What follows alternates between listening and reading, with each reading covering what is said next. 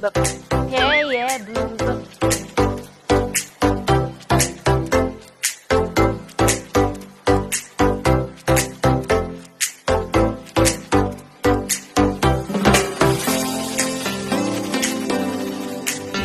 Hi kids, this is Teacher Des with my partner Joe Labs, and I'm here para mag-explain ko og another lesson sa math, especially sa math nga grade 5 module. So, first, ang akong i-discuss is module 5, lesson 1 in grade 5. So, grade 5 lang sa taha.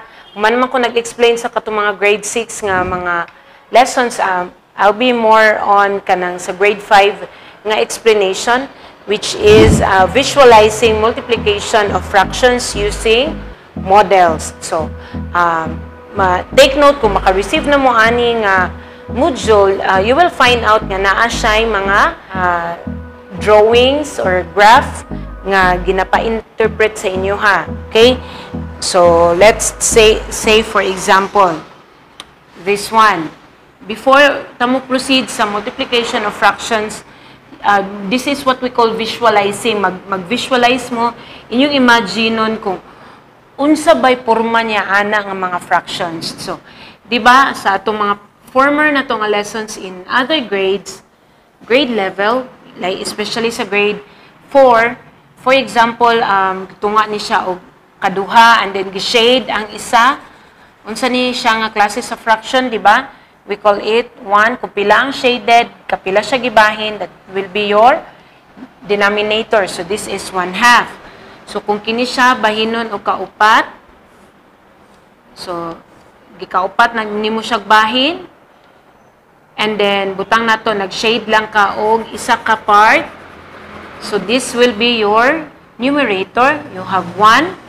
And then, kapila nimo siya gibahin, 1, 2, 3, 4. So, this is 1/4. Okay, kids? So, another example. What if kung gibahin siya og ika-8 nga bahinan? 1, 2, 3, 4, 5, 6, 7, 8. So, your denominator is 8. Diba? It tells you kung pila kabahin. So, 8 kabahin.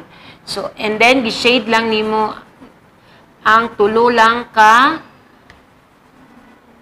ka slice. So, you have 3 slices. So, that will be 1, 2, 3 is your numerator. How many parts dayon siyang ibahin will be your denominator. So, this will be 3, 8. Again, kids.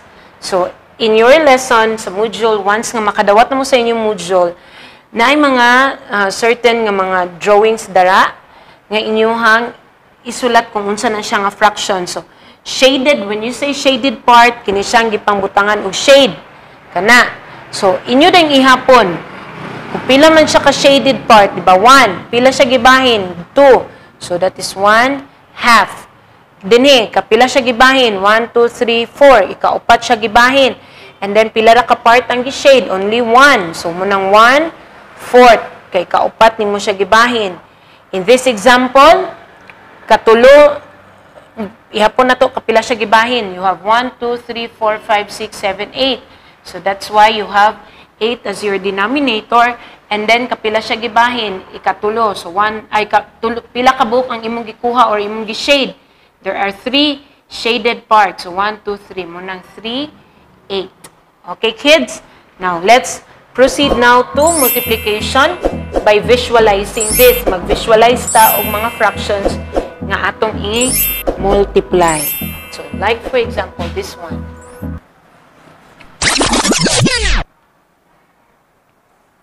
You have, how many? You have 2 parts. So, itong inganaon. So, that will be, pila kabok ang inyong shade. Only 1. So, that will be 1/2 times, multiply na to siya another fraction. Visualize daw another fraction.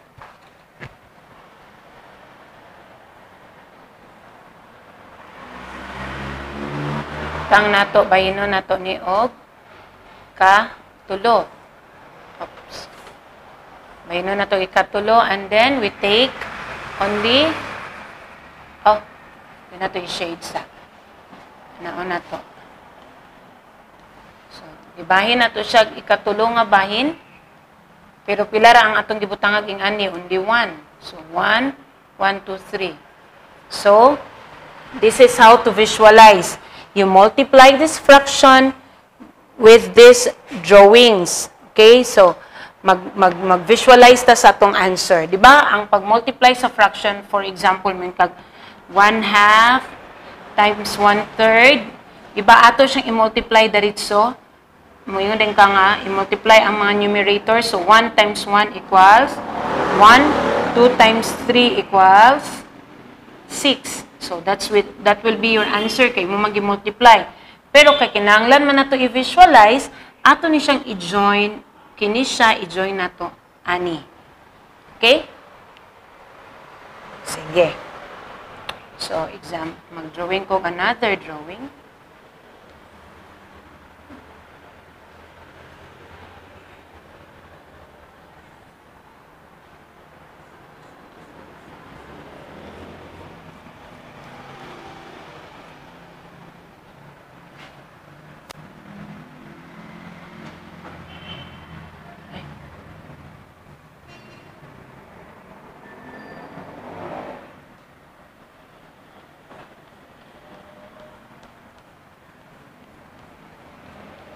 So, okay. Okay, question. Teacher, unya, anong nahimo man siyang 1/6 ani nga drawing? Di ba gi-join na to, kini isa kaing ani, muni siya, kini siya nga part, ipahigda na to. That's 1/2. And then gi-multiply na to ang 1/3. So, kini sad siya, nga pagka-slant, mo po na siya dana, muni siya. 1/3. 1, 2, 3. So, natay 1/3.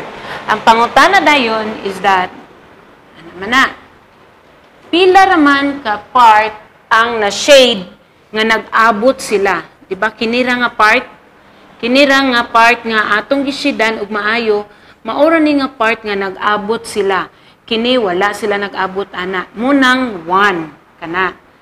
And then kaning 6 dayon muning ka parts tanan. Diba? Ihapagani pila ka parts tanan. 1, 2, 3, 4, 5, 6. Muna siya. 6. So this is how to visualize fractions, to visualize multiplication of fractions. So take note ha, nganong 1 man na siya, teacher. Muna siya ang answer pag multiply na to diretso. Pero kay kinahanglan man mo mag-visualize, kinahanglan mo mag-drawing. So muna akong gi-explain para inyo masabtan. So from this part here, you have here 1/2. So, muni siya nga part. This one is the 1/2 part. Kana nga pagkabutang sa ako ang mga slanting lines. Okay? That's the 1/2 lines. And then you have 1/3. Kinisad siya. Ato sang gibutang din he. Anak na po siya. 1, 2, 3. And then, only this part here, kini lang yun nga part diri ang nag-abot ang duha. Kini o kana, nag-abot sila ani nga part. So, this is only 1. Munang 1 ang inyong numerator. And then, pila man ka parts tanan karon kung imong ihapon na dayon nga, diabot naman siya, di ba? You have your 1, 2, 3, 4, 5, 6. Munang 6 as your denominator. Okay? Do you understand, kids? Maghatag ko another example. 4. Kung i-divide ni into 4 parts. And then, ang nakuha lang sa 4 is 3.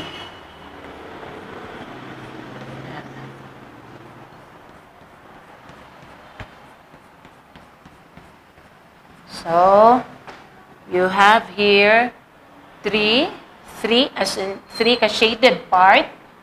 Pila ka parts tanan? 1, 2, 3, 4. 3 over 4 times, multiply na to siya into 1/3.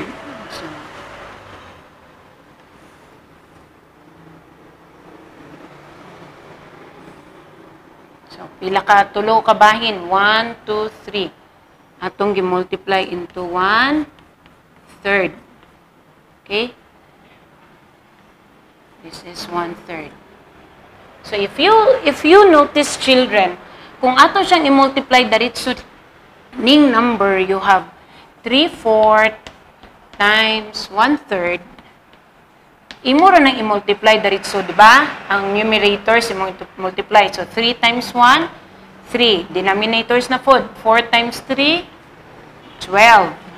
Okay? So muna iyahang answer. So kinahanglan na to din siya i-visualize. Unsay nawong niya aning 312.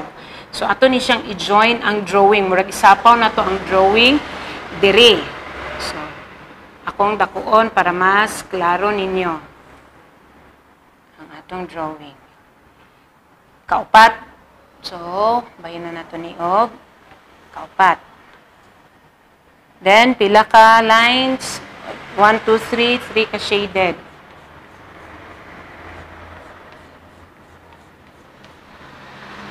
Shaded part. And then, kini na yun, 1/3. 1, 2, 3. Tulo po siya. So, 1, 2, 3. So, tulo. And then, kana ra ang atong isa ka part ra atong butangan og shade.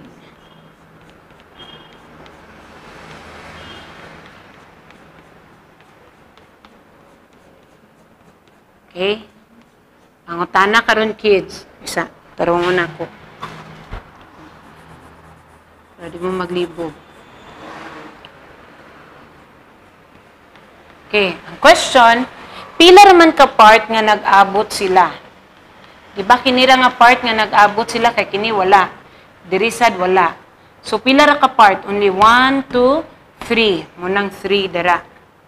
Okay? Pila, asa din yung 12 gikuha? Kining tanan, pila ka squares ni tanan nga ito nang gi-join. You have 1, 2, 3, 4, 5, 6, 7, 8, 9, 10, 11, 12. So this is your 12 as your denominators. So this is what we call visualizing of numbers nga atong gina-multiply. Inyo siyang i-visualize.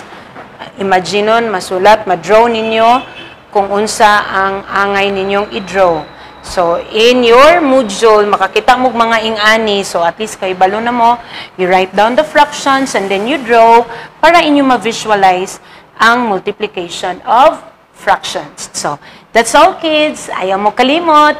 Please subscribe and then share. Tapos like po dayon mo and push the notification bell for more videos to come. So, salamat kaayo and God bless you sa inyong pag-answer. Bye!